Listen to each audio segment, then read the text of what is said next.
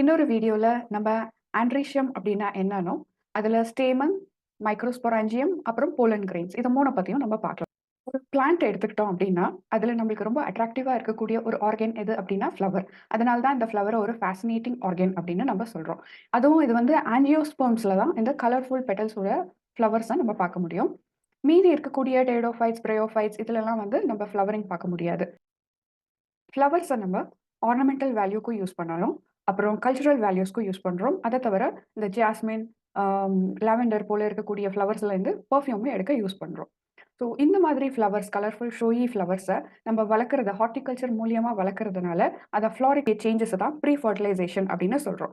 So அதுக்கு என்னென்ன changes நடக்கும்? சம் ஹார்மோனல் சேஞ்சஸும், ஸ்ட்ரக்சரல் சேஞ்சஸும் நடக்கும். இந்த ஹார்மோனல் அண்ட் ஸ்ட்ரக்சரல் சேஞ்சஸ் நடந்ததுக்கு அப்புறமா தான் நம்மளுக்கு 4 வேர்ல்ட்ஸ் ஆஃப் ஃப்ளோரல் பார்ட்ஸ் கிடைக்கும்.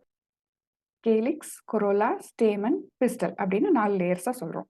நம்ம இந்த மொட்டுக்கள் அடங்கியோட அந்த நுனி பகுதிய, அந்த ஃப்ளவரோட பட்ஸ் எல்லாம் சேர்ந்து இருக்கக்கூடியது தான் இன்ஃப்ளோரசன்ஸ் அப்படின்னு சொல்றோம். அந்த இன்ஃப்ளோரசன்ஸ்ல தான் ஒரு பட்டுக்கு அப்புறம் ஃப்ளவர் வந்து மெச்சூர் ஆகி ஃப்ளவர் ஃபார்ம் ஆகும். இந்த ஃப்ளவர்ல இருந்து தான் நம்மளுக்கு செக்சுவல் பார்ட்ஸ் ஆன இந்த பிஸ்டலும், ஸ்டேமனும் வளர முடியும்.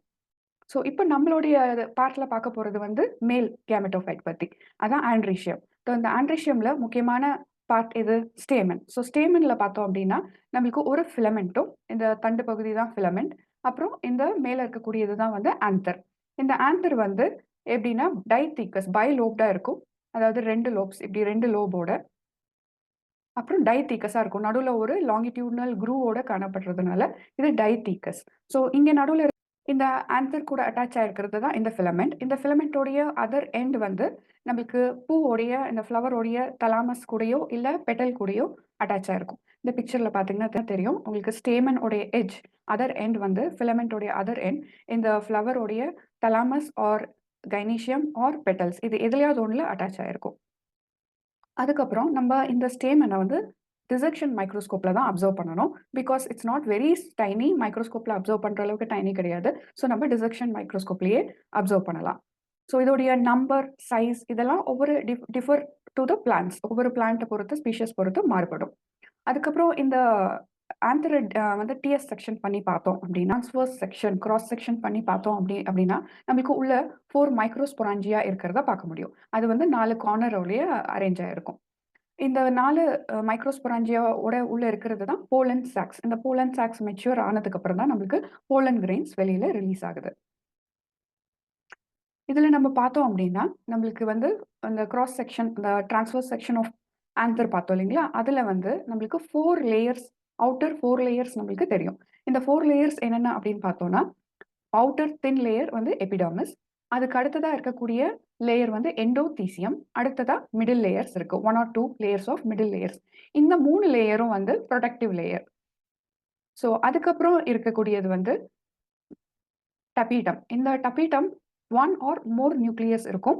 ஸோ இந்த டபீட்டம் தான் வந்து நம்மளுக்கு உள்ள இருக்கக்கூடிய போலன் கிரெயின்ஸ என்ரிச் பண்ணக்கூடிய டபீட்டம் லேயர்.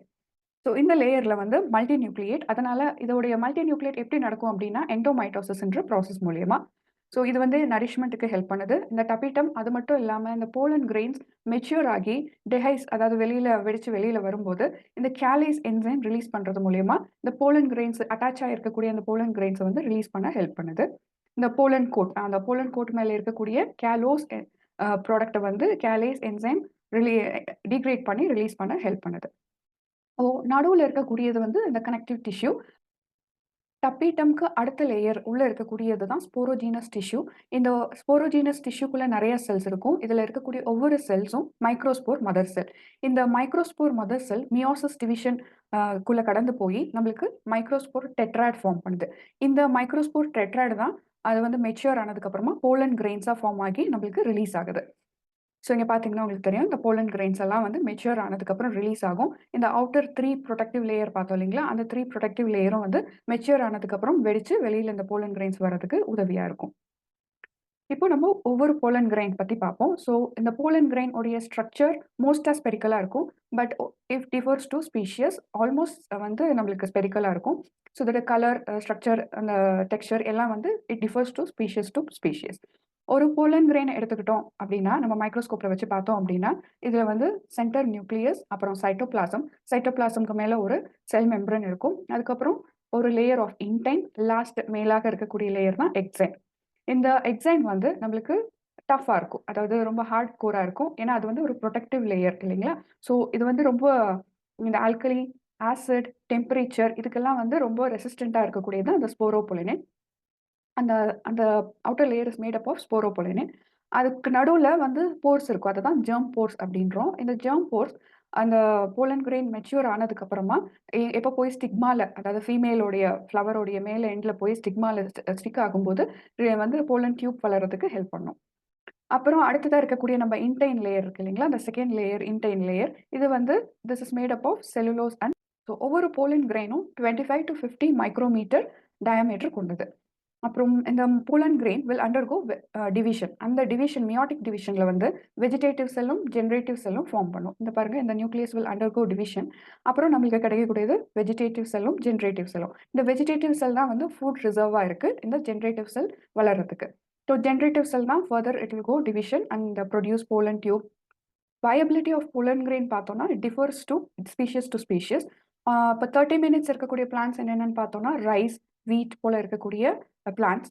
அப்புறம் மந்த் வரைக்கும் இருக்கக்கூடிய போலன் கிரெயின்ஸ் வந்து எதுல பார்க்க முடியும் அப்படின்னா, நம்ம வந்து ரோசேசி இந்த மாதிரி ஃபேமிலி ஸ்பீஷிஸ்ல பார்க்க முடியும்.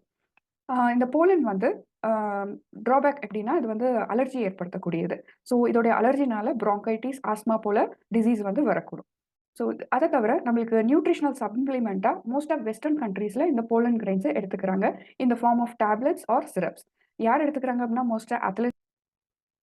ஸோ இந்த போலன் கிரெயின்ஸ போலன் பேங்க்லயும் லிக்விட் நைட்ரஜன்ல 100 அண்ட் -196 டிகிரி செல்சியஸ்ல ஸ்டோர் பண்ணியும் வைக்கலாம் for further study and usage.